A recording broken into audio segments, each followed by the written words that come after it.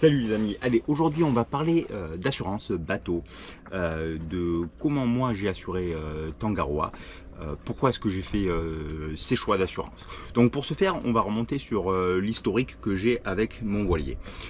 Donc c'est un bateau que j'ai acheté en octobre 2014.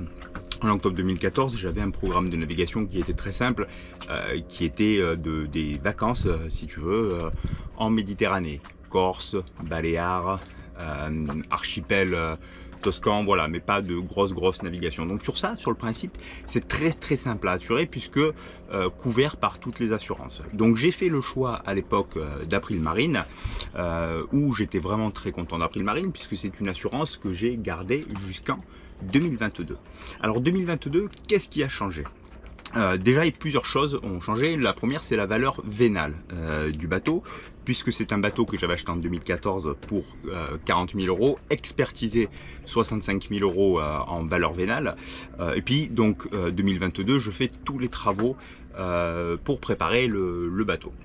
Donc déjà il y a une valeur vénale, une valeur d'assurance qui change puisque je fais réexpertiser le bateau à 85 000 euros. Et là, 2022 si tu veux, dans mon programme de navigation, j'avais prévu de faire 3 ans en Méditerranée et également d'aller en mer Noire et d'aller jusqu'en Ukraine. Voilà, ça c'est ce que je voulais faire. Donc je fais toutes les formalités, prospection des compagnies d'assurance pour avoir une couverture si tu veux qui puisse remonter jusqu'en Ukraine. Parce que c'est pas légion, hein, quand tu lis les conditions générales d'assurance ou les conditions particulières, c'est pas légion les assurances qui vont pouvoir te couvrir jusque là-bas. Donc je fais toutes les formalités, l'expertise, le changement d'assurance. Je sais plus si c'est 48 heures ou une semaine après, invasion de la Russie en Ukraine, donc fin du game pour moi sur cette partie de navigation. J'explique donc à la compagnie que j'ai choisie, qui était en l'occurrence Generali, quel était mon programme après la Méditerranée. Donc j'explique que je dois faire un tour du monde et je leur pose la question, est-ce qu'il est possible de me couvrir après dans les zones dans lesquelles je navigue? Chose à laquelle Generali me répond oui, sans aucun problème, vous nous signalez les zones et on fait des avenants pour vous couvrir dans les zones de navigation. Donc jusque là tout va bien, je souscris via Generali. Il faut savoir que dès lors que tu fais un contrat d'assurance, donc tu vas être couvert si tu veux pour on va dire la France, l'Europe généralement, donc tu débordes un petit peu, tu vas descendre jusqu'aux Canaries. Je vais essayer de t'incruster une carte des zones de couverture, comme ça tu as un ordre d'idée à proprement parler. Et ça c'est d'office. Lorsque on arrive au Cap-Vert, je contacte Generali en disant voilà, maintenant je suis au Cap-Vert, mon programme de navigation sur l'année va être Afrique, donc je détaille Sénégal, Gambie, peut-être retour au Cap-Vert, peut-être transatlantique, peut-être assurer le Nord-Brésil. Donc je dis, dans ce cas-là, couvrez-moi pour toutes ces zones, plutôt que le peut-être. Je préfère un petit peu plus être libre de mon programme de navigation, plutôt que les contacter tous les mois en disant voilà où je suis. Donc là, Generali me dit, ah mais non, mais ça c'est pas possible. Donc je demande des explications, on se prend un petit peu la tête parce que j'ai pas tendance à me laisser faire quand même quand tu me dis oui, et surtout quand tu me l'écris, tu as un engagement à me fournir, puisque tu écris que oui c'est possible et après tu me dis non c'est pas possible. Donc voilà, si tu veux, j'étais passé par une agence, l'agence ne maîtrise pas du tout l'assurance plaisance dès lors que on sort un petit peu du cadre qui est classique. Donc voilà, écoute, on se sépare à l'amiable tant bien que mal. Donc voilà, il faut à ce moment-là que je trouve une assurance. Donc je laisse Tangaroa à Mindelo. J'ai une couverture en RC, mais je ne sais absolument pas si elle est valable. Je transmets ma RC à la marina. Voilà, je ne sais pas si en cas de sinistre, je suis couvert. Tout simplement parce qu'on m'avait dit oui, qu'au final on me dit non et qu'on me met devant le fait accompli. Arrivé au Sénégal, donc là l'assurance, il faut vraiment que je m'en occupe. Donc je prospecte absolument toutes les compagnies françaises, européenne. Je sollicite également quelques courtiers spécialisés dans l'assurance. Alors bon, petit aparté, mais si tu veux, l'assurance est un sujet que je maîtrise puisque j'en ai fait. Donc voilà, je sais ce qu'il faut lire, je sais ce qu'il faut regarder. Donc je lis les conditions générales et je lis les conditions particulières puisque les conditions particulières prévalent sur les conditions générales puisqu'elles sont propres au contrat et non pas à l'ensemble des contrats. Donc je refais réactualiser l'expertise.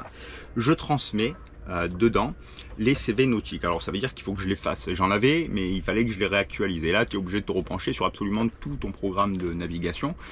C'est là où je me suis aperçu que j'avais minimisé le nombre de milles que j'avais parcouru. Donc voilà, aujourd'hui je suis sur des navigations qui sont alors d'environ, parce que je laisse toujours une marge, mais d'environ 20 000 milles nautiques d'expérience, avec une transatlantique comme équipier. Bon, rien de dingue non plus, hein. Je suis pas la superstar voilà, enfin bon, c'est pas, voilà, rien de dingue dedans. Donc je transmets mon CV nautique et je transmets également le CV nautique de Sonia, qui a quand même plusieurs avantages, notamment elle qui a des diplômes puisqu'elle a été hôtesse cook sur des bateaux de charter, donc elle a un CFBS et également un certificat médical de niveau 1. Et elle commence maintenant à avoir une expérience sympathique de 8000 milles nautiques. Donc voilà, je me suis dit dans les compagnies ça va aller. Et là je me heurte, si tu veux, à plusieurs paramètres. Et c'est de ces paramètres-là dont je voulais te parler. Premièrement, Tangaroa a plus de 30 ans. Il est de 1988. Donc ça pose un problème aux compagnies d'assurance dès lors que tu sors un petit peu du cadre. Ça, c'est le premier point. Deuxième point, au niveau du programme de navigation, justement. Comme je te le détaillais, les zones de navigation, pas de problème. Dès lors que tu sors, problème. Donc deuxième souci. Troisième souci, c'est la valeur du bateau, puisque il a été expertisé à un petit peu plus de 100 000 euros. Alors, il y en a peut-être certains qui vont un peu monter sur leurs grands chevaux, parce que, si tu veux, ils savent pas de quoi ils parlent. Il faut différencier une valeur marché d'une valeur vénale d'assurance. Aujourd'hui, je sais très bien que si je venais à vendre Tangaroa, je ne le vendrais pas pour le prix auquel il est assuré. La valeur marchande, la valeur du marché, serait inférieur au montant pour lequel il est assuré. Et ça, c'est hyper important, j'en suis conscient. Donc voilà, si il y en a un qui monte sur ses grands chevaux en disant ouais mais là il est assuré pour 112 500 euros, c'est le montant de l'expertise, c'est pas un bateau qui vaut 112 500 euros, mais bien entendu, si tu veux que j'en suis conscient. Voilà, bah, écoute, c'est une fois que c'est dit, on va pouvoir passer maintenant à autre chose et à quelque chose d'un petit peu plus intéressant. Donc la compagnie d'assurance que j'ai choisie, parce que je me heurte à Panthenus par exemple, qui me relançait régulièrement et qui sont très sympas, très compétents, très réactifs, et depuis le départ, allez, on va dire 2 fois par an, ils me relancent savoir si je souhaite changer de compagnie d'assurance par rapport à l'actuelle. Donc je vois avec eux et ils me disent non, désolé, avec ces paramètres là, on va pas pouvoir intervenir. Ensuite, bon, j'ai Generali, je t'en ai parlé. Finalement, Generali revient un petit peu sur sa position après le bordel que j'ai foutu et me dit, ben oui, on va pouvoir le faire sur certaines zones. Et les zones, alors ils te transmettent des points géographiques, va arriver à les reporter précisément sur une carte, c'est compliqué. Et ils te disent, ben, on va pas te couvrir pour aller dans le Pacifique si tu passes par le canal de Panama. J'ose avouer que je n'ai toujours pas compris. Certes, il y a un trafic, certes, ils regroupent les voiliers par 3 ou 4, ils les mettent, si tu veux, en ligne et puis tout le monde avance en même temps. Certes, pour le faire, il faut, si tu veux, un équipier par amarre plus un pilote. Voilà, je suis pas là pour te parler du canal de Panama, mais voilà, c'est peut-être l'explication. En revanche, si je décide de passer dans le Pacifique par le Cap Horn, par les canaux de Patagonie, avec des navigations qui sont quand même assez difficiles, ben là je suis couvert. Bon, voilà, mais petit manque de confiance quand même, petit manque de transparence de la part de ce que j'ai lu et de mon interprétation. Le mot interprétation, il est quand même important dedans. Donc je décide de ne pas donner suite à Generali et c'est pour ça que je te disais qu'on se sépare gentiment à l'amiable. Et dans ma prospection, donc je tombe sur Edward Williams. Edward Williams, c'est, si tu veux, un contrat d'assurance plaisance qui derrière est assuré par Ion Assurance. Donc voilà, je décide de leur demander un devis et puis là je reçois un tarif qui est relativement abordable. Donc une fois que j'ai le tarif qui est abordable, je me mets à lire le pourquoi du comment. Je demande les conditions générales, je demande les conditions particulières de mon contrat. L'inconvénient, si tu veux, c'est que étant une structure américaine, la communication se fait exclusivement en anglais. Soit tu es bilingue, ce qui n'est pas mon cas, soit tu essaies de traduire avec ce que tu as ou les outils que tu peux avoir. Et là, c'est ce que j'ai fait. Donc la tarification pour Tangaroa était de 2323 €. À la lecture des conditions générales, en ressortent plusieurs points avec lesquels, si tu veux, je discute avec Edward Williams pour avoir quelques petits éclaircissements parce que, pareil, dans la traduction, comme c'est ma propre traduction, c'est aussi ma propre interprétation. Donc voilà, je demande des éclaircissements sur certains points.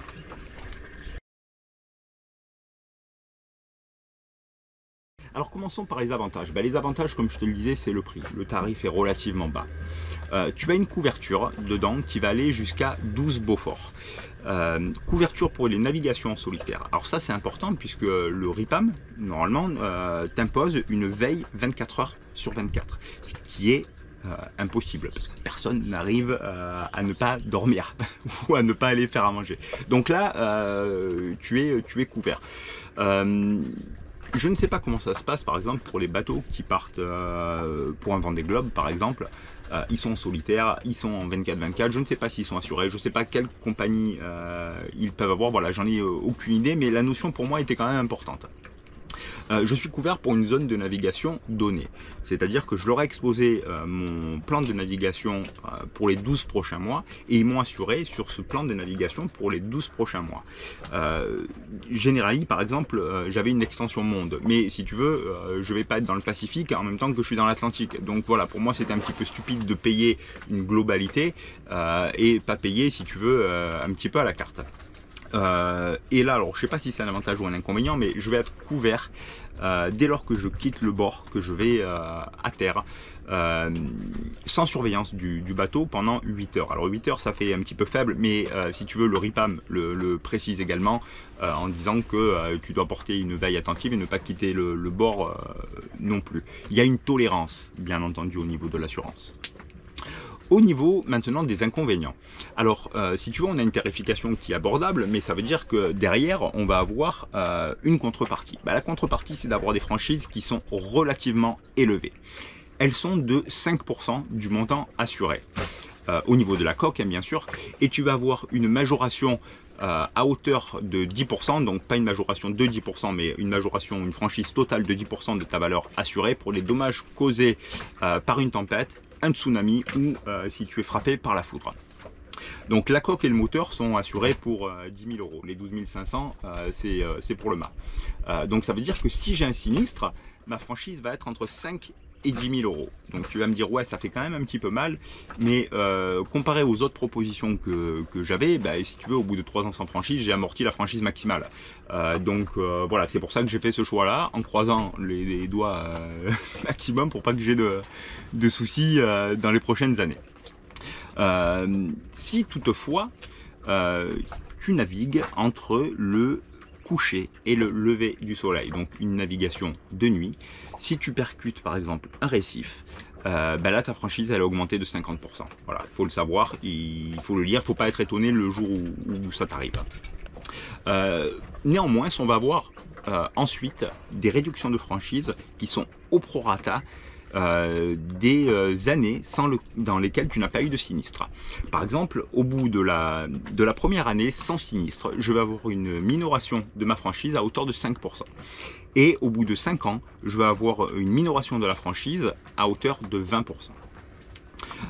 Autre inconvénient, c'est que en responsabilité civile, Certes, je suis couvert jusqu'à 2 millions d'euros, mais j'ai une franchise qui est de 3%.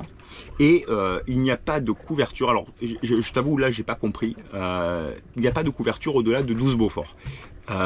L'échelle de Beaufort, si je ne dis pas de bêtises, elle va jusqu'à 12. Donc il n'y a pas de 13 Beaufort. Mais là, on me dit c'est au-delà de 12. Bon, clairement, j'ai navigué une fois moi, dans du 11. Je t'assure que j'irai pas naviguer une autre fois dans du 11. Et j'irai pas naviguer dans du 12 non plus ou au-delà. Mais néanmoins, ça va couvrir également le mouillage. Bon. On a toujours tendance à retenir ce qui est exceptionnel. Ce qui est exceptionnel, c'est ce qui s'est passé en Corse il y a 2 ans. Avec la grosse tempête qui n'était pas prévue. Alors je dis qui n'était pas parce que quand tu discutes avec les gens, il y en a qui t'expliquent que oui, regarde, c'était signalé, d'autres qui te disent non, Météo France avait rien vu. Voilà, c'est pas le débat, c'est pas le sujet de la vidéo, mais c'est de te dire qu'aujourd'hui, je pense qu'on peut arriver à anticiper une mauvaise météo, surtout quand on est sur des régions en Atlantique. Donc voilà, si on les a 3 jours avant. En gros, si tu veux, tu vas faire entre 300 et 500 nautiques pour te barrer de la zone où potentiellement il peut y avoir un problème. Voilà moi pourquoi est-ce que j'ai choisi Edward Williams. De toute façon, je suis conscient, puisque je te dis, ça a été une partie de mon métier aussi, qu'une assurance va tout faire pour ne pas payer le jour où tu as un sinistre. Moi qui ai déjà été assuré chez April, ils sont très réactifs quand tu as un sinistre, ils sont très réactifs pour payer. J'ai eu 2 sinistres sur Tangaroa qui n'étaient pas de mon propre fait, c'est réglé dans la semaine. Voilà, une assurance, tu vas savoir si elle est bonne, si elle n'est pas bonne à partir du moment où tu as un problème. Si tu n'as pas de problème, tout va bien, tu n'as rien à demander, donc rien à espérer. Et puis là, je vais attendre un petit peu le retour en espérant qu'il n'y en ait pas. Je touche du bois pour pas qu'il y ait de sinistre. Mais si tu veux, ce qu'il faut se dire, c'est que moi, à partir du moment où je suis parti, Tangaroa est la seule chose qui me reste. Je n'ai pas de bien immobilier, je n'ai plus un t-shirt en France. Donc tout ce que j'ai, c'est le bateau. Et tout ce que j'ai, c'est dans le bateau. Donc voilà pourquoi j'essaie d'avoir une assurance qui est la mieux possible pour moi. Ce que j'estime, parce que c'est pas parce que moi je l'estime que toi tu vas estimer, ou que parce que moi j'estime, j'ai raison et je veux te convaincre d'un point de vue. Tu le sais, c'est pas ça. Pour moi, j'ai estimé que c'était celle qui me couvrait le mieux et voici pourquoi je l'ai souscrite. En cas de problème, ce qui va compter pour moi, c'est de pouvoir repartir. Donc ça veut dire que si j'ai le bateau qui coule, je vais pouvoir gérer un certain temps, mais pour moi je suis plus fait pour la vie à terre. Donc voilà, je vais vouloir repartir en mer. Donc il faut que l'assurance me dédommage pour un bateau. Aujourd'hui, tu le sais, Tangaroa, c'est un 43 pieds, donc presque 13 mètres. Je suis capable de partir sur un bateau de 10 mètres si à un moment donné je n'ai les moyens financiers que d'avoir un bateau de 10 mètres. C'est pas la longueur qui fait le marin, c'est pas le prix du bateau qui fait le marin. Moi, ce que je veux, c'est vivre de ma passion, si tu veux, qui est la voile, qui est la découverte, qui est le plaisir, qui est le voyage. Donc voici pourquoi j'ai choisi tout ça. Si tu as des questions, n'hésite pas. J'ai traduit toutes les conditions générales et particulières avec mon propre ressenti, comme je te l'ai dit. Donc je pense pas que je te les transmettrai si tu me le demandes, parce que je veux pas qu'à un moment donné une responsabilité quelconque, la mienne du moins, puisse être invoquée, alors que ce n'est que ma propre traduction. Donc voilà, je te laisse le soin de te reporter. Il y a un programme de parrainage, et je te le cache pas, chez Edward Williams, et pour moi et pour toi. Si je transmets tes coordonnées et que tu fais affaire avec eux, et toi tu as une tarification qui est légèrement plus basse, et moi j'ai une réduction de ma prime d'assurance. Voilà, donc je préfère être transparent. Tu sais que j'ai d'autres partenaires également. J'en ai pas fait l'étalage, j'en ai pas parlé, mais par exemple chez Impulsion Sail c'est la même chose. Tu as 5% de réduction si tu viens de la part Tangaroa, et moi j'ai une rétrocession de 3%.